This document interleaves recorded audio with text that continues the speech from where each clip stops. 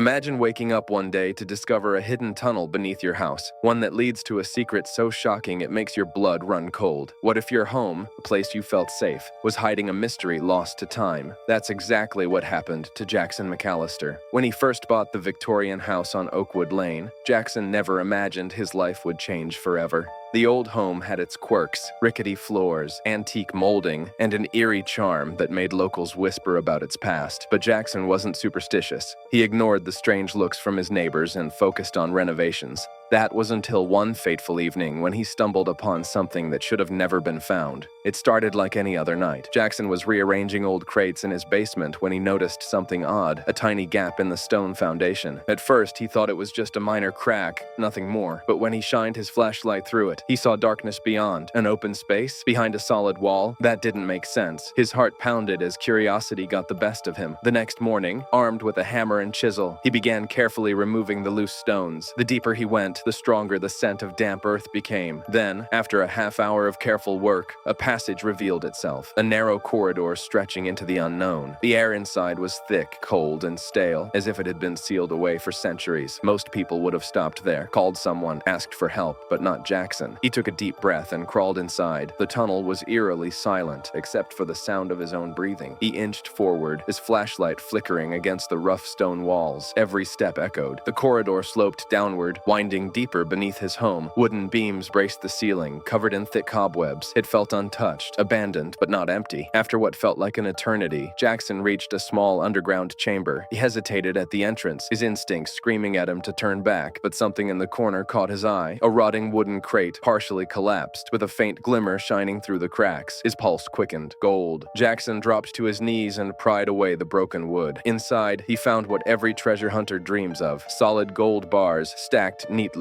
covered in dust yet gleaming beneath his flashlight. His hands trembled as he lifted one. It was heavy, and marked with a seal he didn't recognize. Could it be a lost fortune, forgotten relic from history? Then, his light flickered toward the back of the chamber. More crates, more treasure. Jackson had just stumbled upon something worth millions, but the excitement was short-lived, because as he stood there, Jackson had just stumbled up, gripping the gold.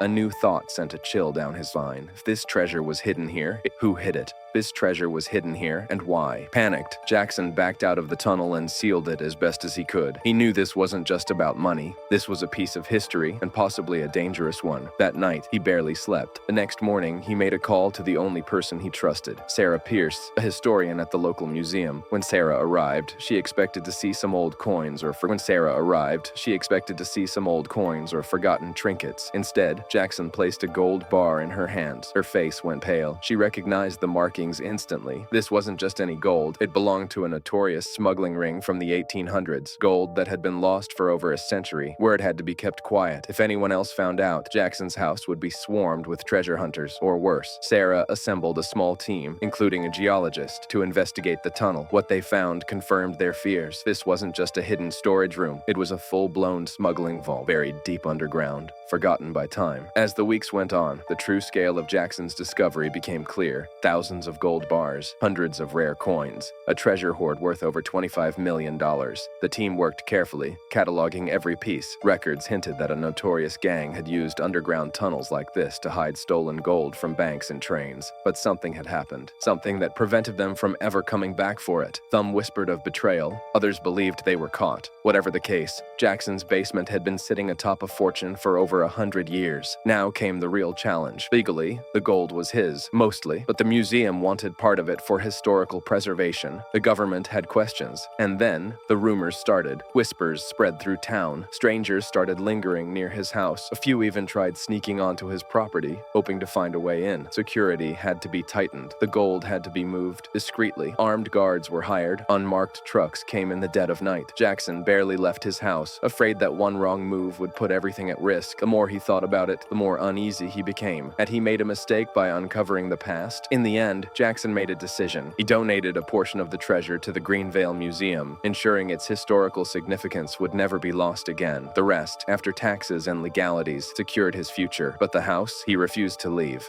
It was his home, his connection to the past. The tunnel was reinforced, locked away behind steel doors. Occasionally, special tours were allowed. People traveled from all over to glimpse the legendary Smuggler's Vault, to hear the story of the man who found millions beneath his own home. But even years later, one question remains unanswered. One passage, however, was barely legible. We must return before the winter. If we don't, it will all be lost. They will come looking. Who were they? And if they were coming back, what happened to them? Maybe some mysteries are meant to stay buried. What do you think? Would you have kept the gold, or is something like this better left untouched? Let us know in the comments below.